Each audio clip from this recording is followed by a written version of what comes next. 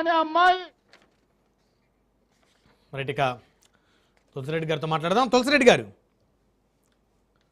So Congress party కూడా ఈ యొక్క కేంద్ర విద్యాశాఖ మంత్రి గారి రాజీనామా అంశానికి సంబంధించి సో వారు కూడా కాక్రోచ్ జనతా పార్టీకి మద్దతు ఇచ్చారు కాబట్టి, చివరిలో విద్యార్థులకు మద్దతు ఇచ్చారు కాబట్టి మరీ ముఖ్యంగా సో వారు విజయంగా కూడా భావిస్తూ ఉన్నారు. సో మీరు ఏం చెప్తారు కాంగ్రెస్ నాయకుడిగా? ఇప్పుడు ఒకటి సరే, ఎట్టకేలకు ఆలస్యంగా అయినా సరే కేంద్ర విద్యాశాఖ మంత్రి ధర్మేంద్ర ప్రధాన్ గారు రాజీనామా చేయడము, ఆయన రాజీనామాను ప్రధానమంత్రి గారు యాక్సెప్ట్ చేయడము, ఇది హర్షణీయం. ఇక రెండవ యాంగిల్, ఎందుకు ఈ స్థాయికి వచ్చింది?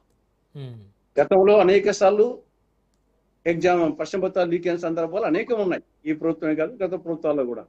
ఈవెన్ ఈ ప్రభుత్వంలో కూడా నీట్ కూడా గతంలో లీక్ అయిన సందర్భాలు ఉన్నాయి. ఇప్పుడు కూడా లీక్ అయింది. మళ్ళీ రీ ఎగ్జామ్ పెట్టారు, రిజల్ట్ కూడా అనౌన్స్ చేశారు. మరి ఈ నేపథ్యంలో ఈ స్థాయికి వచ్చి ఉండాల్సింది కాదు. ఎందుకంటే నీట్ ఎగ్జామ్ వల్ల రీ ఎగ్జామ్ పెట్టారు, రిజల్ట్ కూడా ప్రకటించారు.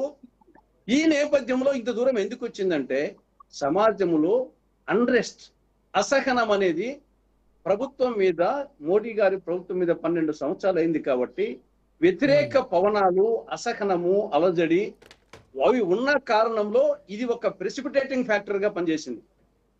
ఈవెన్ శ్రీలంకలో, తర్వాత బంగ్లాదేశ్ లో, తర్వాత నేపాల్లో ఏ విధంగా ఆనాటి ఉన్న పరిస్థితులకు ఏదో ఒక ప్రెసిపిటేటింగ్ ఫ్యాక్టర్ పనిచేసి వచ్చినట్టుగా ఇక్కడ ప్రభుత్వ వ్యతిరేక పవనాలు బలంగా నిలిచిన నేపథ్యం. లేకుంటే రీ ఎగ్జామ్ పెట్టిన తర్వాత, అనౌన్స్మెంట్ చేసిన తర్వాత ఇంత దూరం రావాల్సిన అవసరం లేదు.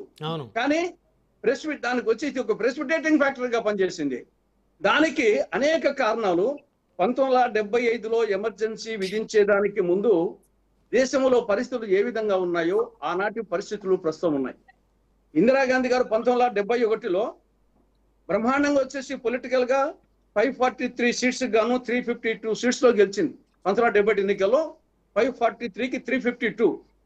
తర్వాత 71 యుద్ధంలో, భారత్ పాకిస్తాన్ యుద్ధంలో బంగ్లాదేశ్ విముక్తి సందర్భంగా వీరనారిగా ఆవిడ వచ్చేసి ప్రపంచవ్యాప్తంగా పేరు వచ్చింది. కానీ 75 కల్లా పరిస్థితి మారిపోయింది. ఈ మధ్య 4 సంవత్సరాల్లో ఏం జరిగింది? బీహార్లో జయప్రకాష్ నారాయణ ఉద్యమం మెయిన్ గా వచ్చేసి దాని జేపీ ఉద్యమం బీహార్లో ప్రారంభమై విద్యార్థి ఉద్యమంగా స్టార్ట్ కావడము. తర్వాత రైల్వే సమ్మె 1974లో జార్జి ఫెర్నాండెజ్. ఈ లోపల ఆర్థిక సంక్షోభం, చమురు సంక్షోభం రావడము, 2 సంవత్సరాల పాటు కంటిన్యూస్ గా 12 రాష్ట్రాల్లో కరువు రావడము, బంగ్లాదేశ్ పరిస్థితి ఇవ్వడము. ఈ విధంగా ఒక అనిశ్చిత పరిస్థితుల్లో చివరికి ట్రిగ్గరింగ్ ఫ్యాక్టర్ గా అలహాబాద్ హైకోర్టు తీర్పు వచ్చేసి ఒక ట్రిగ్గరింగ్ ఫ్యాక్టర్ అయింది. అదే విధంగా ఈనాడు సమాజంలో మోడీ గారి ప్రభుత్వం మీద ఈ 12 సంవత్సరాల్లో అనేక విధాలుగా అసహనం అనేది ప్రజల్లో, యూత్ లో, అన్ని వర్గాల్లో ఉంది. ఈ లోపల ఈ పశ్చిమాసియా యుద్ధము, ధరల పెరుగుదల గాని, తర్వాత రూపాయి పతనము, అవినీతి, నిరుద్యోగము, ఎల్నినో, ఈ యొక్క యువతలో ఈ యొక్క వివిధ ఎగ్జామ్స్ కంటిన్యూస్ గా రావడము, రైతుల్లో వ్యతిరేకత, పార్టీ ఫిరాయింపులు ప్రోత్సహించడము, ఇవన్నీ అప్రకటిత ఎమర్జెన్సీ, ఇవన్నీ ఒక గూడు కట్టుకొని ఉన్న నేపథ్యంలో ఇది ఒక ట్రిగ్గరింగ్ పాయింట్ గా ఏ విధంగా వచ్చేసి నేపాల్లో అనేక సమస్యల నేపథ్యంలో ఒక 26 సోషల్ మీడియా ప్లాట్ఫామ్స్ ను నిషేధించుతానే అదొక ఉద్యమంగా పోయింది. దానికి అనేక వాతావరణం అలా ఉంది. అదేవిధంగా బంగ్లాదేశ్ లో యాంటీ రిజర్వేషన్ అనేది అనేక నెపోటిజము, కరప్షన్ అన్ని ఉన్న నేపథ్యంలో ఆ యాంటీ రిజర్వేషన్ అనేది ఒకసారి ట్రిగ్గరింగ్ పాయింట్ అయిపోయింది. అదే విధంగా వచ్చేసి శ్రీలంకలో అనేక సమస్యలు ఉన్న నేపథ్యంలో ఒక ఆర్గానిక్ ఫార్మింగ్ అనేది, అది యాక్చువల్ గా మంచి ఉద్దేశంతోనే ఆర్గానిక్ ఫార్మింగ్ ప్రభుత్వం ప్రకటిస్తే రైతుల్లో వచ్చేసి వ్యతిరేకత వచ్చింది, మాకు ప్రొడక్షన్ తగ్గిపోతుందని చెప్పేసి. అది ట్రిగ్గరింగ్ పాయింట్ అయ్యి వచ్చేసి ఆ ప్రభుత్వాన్ని కూల్చే స్థాయికి వచ్చింది. కాబట్టి ఇప్పుడు మెయిన్ గా వచ్చేసి ఇది డెఫినెట్ గా వాళ్ళు ఒక క్రమశిక్షణాయుతంగా యువత చేశారంతా వాస్తవమే.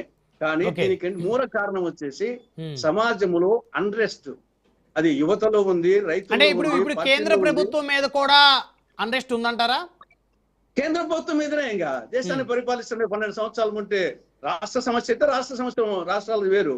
ఇది కేంద్ర ప్రభుత్వం ఇట్టుగా ఇందిరాగాంధీ గారి మీదనే 1971-75 మధ్య 4 సంవత్సరాల్లోనే వీరనారిగా చలామణైనటువంటి ఆవిడ మీద 352 సీట్లు వచ్చిన నేపథ్యంలో 4 ఏళ్లలోనే దేశంలో అనేక చమురు సంక్షోభం గాని, ధరలు గాని, కరువు గాని, బంగ్లాదేశ్ కాంతి చీకుల విషయం గాని, ఇవన్నీ విద్యార్థి ఉద్యమాలు, ఇవన్నీ రైల్వే ఉద్యమాలు, ఇవన్నీ ప్రెసిపిటేటింగ్ ఫ్యాక్టర్స్, ఒకదానికొట్టి ఆఖరికి వచ్చేసి అలహాబాద్ హైకోర్టు ట్రిగరింగ్ పాయింట్ అయి ఎమర్జెన్సీ విధించాల్సిన స్థాయికి పోయింది.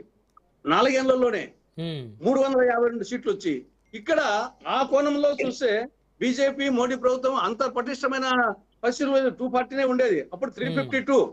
కాబట్టి 12 సంవత్సరాలు అయింది. సమాజంలో ఒక అండరెస్ట్, నాట్ ఓన్లీ యువత, రైతుల్లో, ప్రభుత్వం మీద వచ్చేసి అసహనము, అలజడి, అసంతృప్తి తీవ్ర స్థాయిలో ఉంది. ఆ నేపథ్యంలో ఈ యొక్క నీట్ ఎగ్జామ్ వచ్చేసి ఇది ఒక ట్రిగ్గరింగ్ పాయింట్ గా పనిచేసింది. దాన్ని వచ్చేసి అభిజిత్ దీప్కే గాని, సౌరవ్ దాసు, అస్తోసు, మిగతా విద్యార్థి నాయకులు, యూత్ నాయకులు దాన్ని సిస్టమేటిక్ గా ఒక పకడ్బందీగా నాయకత్వ లక్షణాలతో తీసుకొచ్చారు. అది వాళ్ళని అభినందించారా.